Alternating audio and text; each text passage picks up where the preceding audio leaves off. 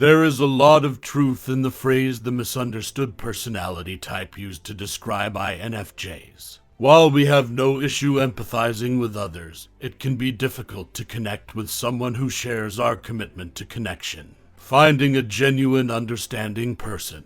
The INFJ, the rarest of the 16 MYERS-BRIGGS personality types, finds it difficult. Here are 5 facts about us that I wish people knew. What I wish others knew about INFJs. 1. Don't be hesitant to give us a hug. We do like affection. INFJs may appear scary because we don't always smile or exude enthusiasm.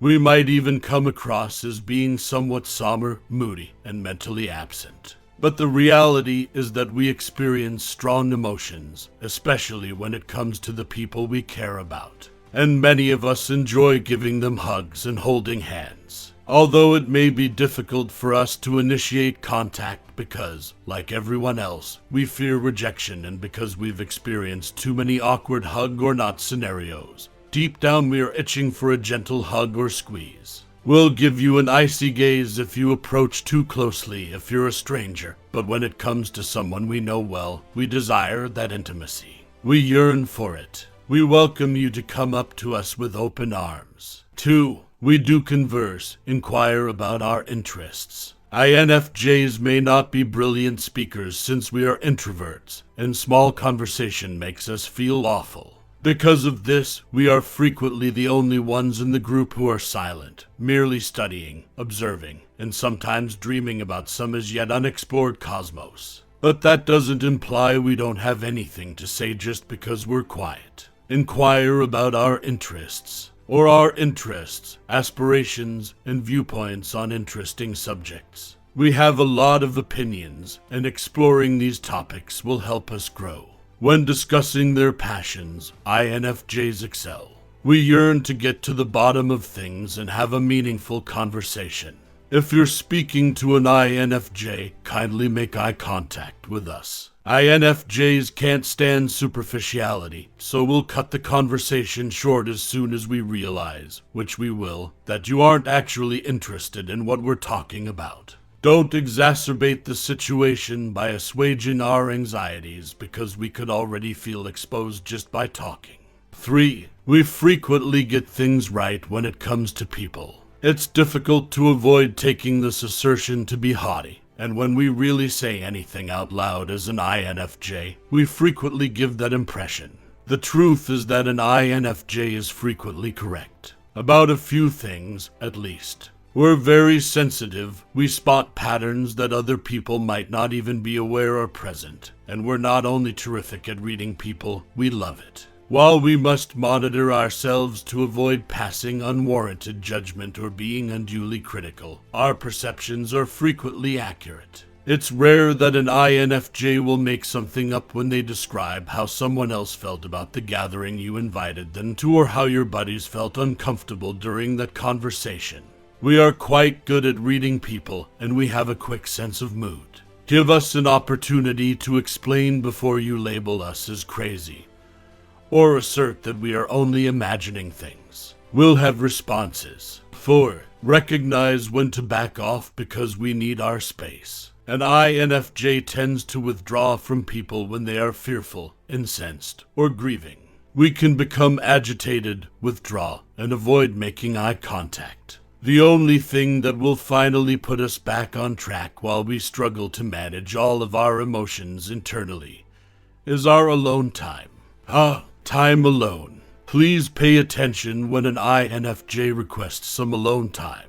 We need space to breathe, so please let us go to our room, the couch, or the garden. Just this once, INFJs will shrug off physical love, so don't try to entice us into chatting at that time, and don't try to take us away from our thoughts. We have a procedure, and we'll follow it here.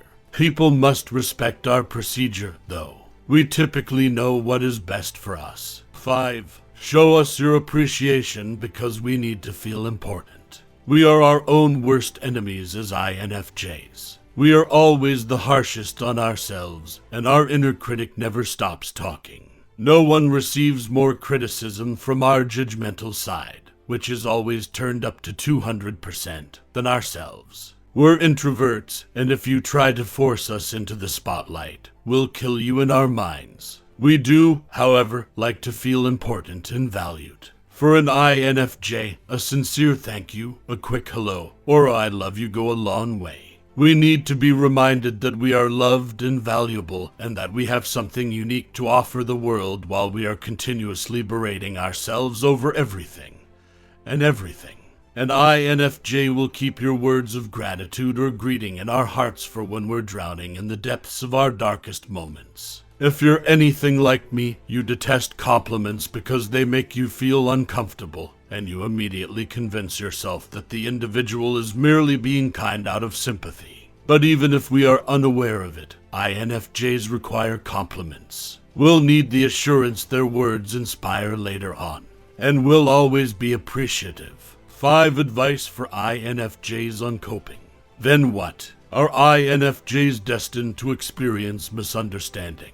The truth is that an INFJ is unlikely to approach someone and instruct them to do X, Y, and Z. Simply put, that won't happen.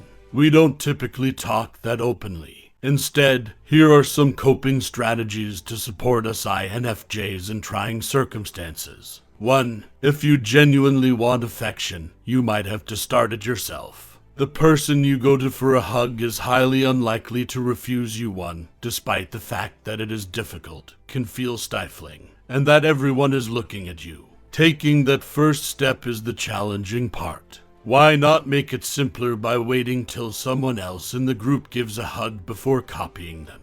In this manner, you won't be noticed. 2. INFJs have keen ears. Why not inquire about someone's interests or hobbies? Most likely, they'll return the favor. Alternatively, if you'd prefer not to start the conversation, wait until you get the chance to share your thoughts when you're questioned about something else. You can respond, "Oh, it's okay, thanks," if someone asks you how school is going. "Since I'm not overly busy, I have time to read and write." Such claims offer up a wide range of possibilities, and it is unlikely that the person questioning you will overlook them. You're practically serving up conversation starters to them on a silver platter while still getting to talk about what you enjoy. 3. Since they might not be as perceptive as you are, people can assume you are imagining things if you share what you thought of a certain scenario or encounter. The response is justify your beliefs. It could be difficult to begin fighting your case because INFJs dislike conflict, but you deserve it. Don't be hesitant to explain, as best you can, why you believe what you do. Give instances like the tone of their speech or the body language you saw. After all, you are not dreaming things, therefore elaborate on your findings to support your position. 4. Be brave and take that time when you need it. Lock your door and turn off your phone.